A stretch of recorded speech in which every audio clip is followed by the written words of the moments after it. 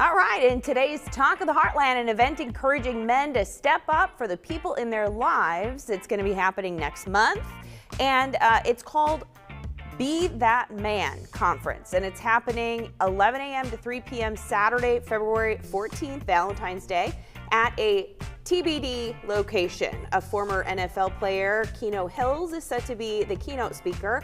The event is being put on by Build a Better You. And I have Tony Davis and McKenya Owens here, and now you guys are organizing this event, and unfortunately everything's kind of up in the air because you were supposed to have it this weekend and Snowmageddon's hitting, so obviously we've had to regroup, right? Yes, ma'am. Okay, so we don't know where yet, but we're still planning. It's going to happen. Okay. Yeah, Tell so me a little bit about what we're looking for. Well, Keno's going to come into town, and this is a great person who has a wonderful life story, success in the NFL, wealth, and popularity. And then he took turns in his life that redirected everything for him. And then he found himself again. And then he found himself through faith. So our organization is faith-based. We try to make sure that whatever we share, whatever we do, that we do it, that it consoles with the Bible, that we're trying to be better. Gotcha, so yeah. we build a better us, yes. Awesome, awesome. Okay.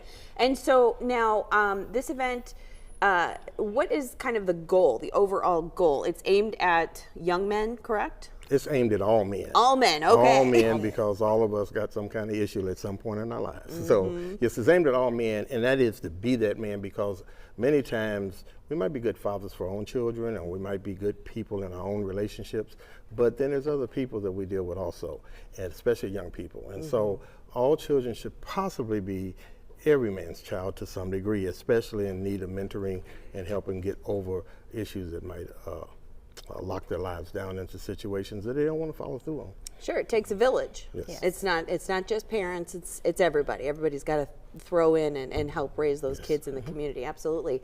So how did this former NFL player get involved with this?